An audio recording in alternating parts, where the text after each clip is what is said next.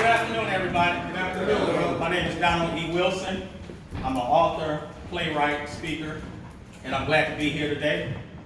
You know, in 1995, before he was murdered, Tupac Shakur, he wrote a song, Shorty Wanna Be a Thug. And the song say he's gonna be, say he wanna be, say he's gonna be, Shorty's gonna be a thug, Shorty wanna be a thug. And so as I heard the song, I asked myself the question, why does Shorty wanna be a thug? Why not a doctor?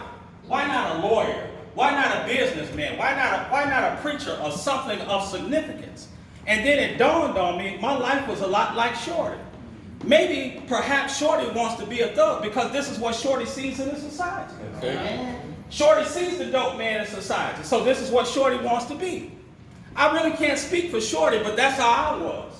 I saw the guys with the Mercedes-Benzes and the BMWs and different things like that. Like the sister just said, I was poor. We were poor. And so I wanted that money, so I got out in the streets. I started selling the dope because I wanted the cars, I wanted the women, I wanted the things. Until one day in Lansing, Michigan, me and my lawyer walked into a courtroom. And the judge, she looked at me from the bench. And she said, Mr. Wilson, she said, I'm sentencing you to 15 to 60 years. Jesus. Because you are a menace to society. At the time, I didn't even know what a menace to society was.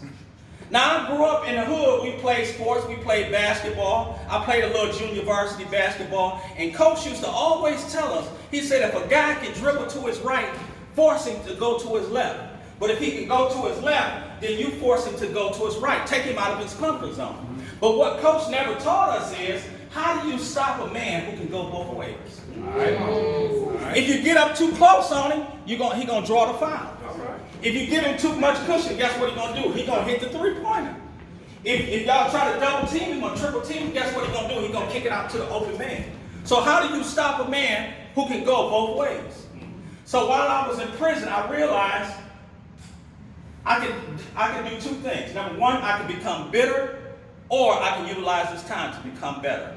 Because in prison, they give you two options. You can pick up a ball, or you can pick up a book. So I decided to pick up a book. I began to educate myself. I dropped out of the 9th grade, so while in prison, I got my GED. An older gentleman, he started to give me books. He'd go, young blood, read this, read this, read this. I started to educate myself while I was in prison. I started teaching Bible study when I was in prison. I started preaching while I was in prison. And I said to God, I said, Lord, if you let me out of this, you know how we get. And I made God a promise. I said, when I get out of here, I'm not just going to be a jailhouse preacher. When I get out of here, I'm going to continue the mission. I'm going to continue to preach. I'm going to continue to go to church. But it wasn't that easy. Because here I am preaching, but I couldn't get a job, man. Every day I'm getting up, I'm putting on a nice shirt, a nice tie, a nice pair of pants, and I'm going to fill out these applications trying to get a job. But nobody wanted to hire me because of my past, because I was an ex-felon. One day I spent my last few dollars going downtown Detroit to get this job. This lady had called me and she said, Mr. Wilson, I'm gonna give you an opportunity.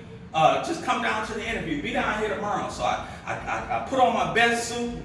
Spent my last $3 or $4 to get downtown, got down there, went in there and just knew I was going to have the job. And there was another lady that interviewed me. And she said, Mr. Wilson, she said, I'm sorry. I don't know who told you to come here. She said, but I'm sorry. She said, we can't hire you because we don't hire ex-felons. Now, I got on the bus. I could have got bitter.